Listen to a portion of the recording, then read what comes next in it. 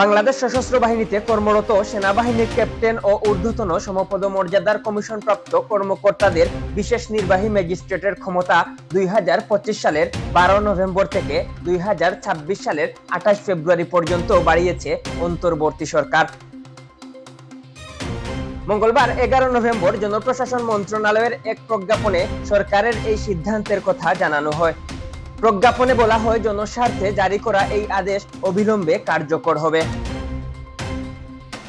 প্রজ্ঞাপনে উল্লেখ করা হয়, ফৌজদারি কার্যবিধি ধারা 64, 65, 83, 84, 86, 95, 100, 105, 107, 109, 110, 126, 127, 128, 130, 133 ও 142 ধারার অধীনে অপরাধগুলো আমলে নিতে পারবেন বিশেষ নির্বাহী ম্যাজিস্ট্রেটের ক্ষমতাপ্রাপ্ত কর্মকর্তারা।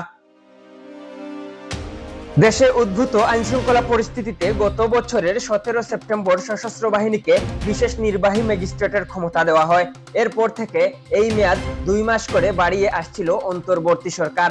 এবার বিশেষ নির্বাহী ম্যাজিস্ট্রেটের ক্ষমতা 2025 সালের 12 নভেম্বর থেকে 2026 সালের 28 ফেব্রুয়ারি পর্যন্ত বাড়ানো হলো।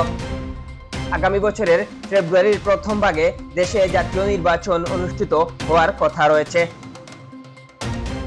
নির্বাচনের আগে আবারও সশস্ত্র বাহিনীর বিশেষ নির্বাহী ম্যাজিস্ট্রেটের ক্ষমতা বাড়ালো অন্তর্বর্তী সরকার। ডেস্ক রিপোর্ট, আধুনিক কাগজ।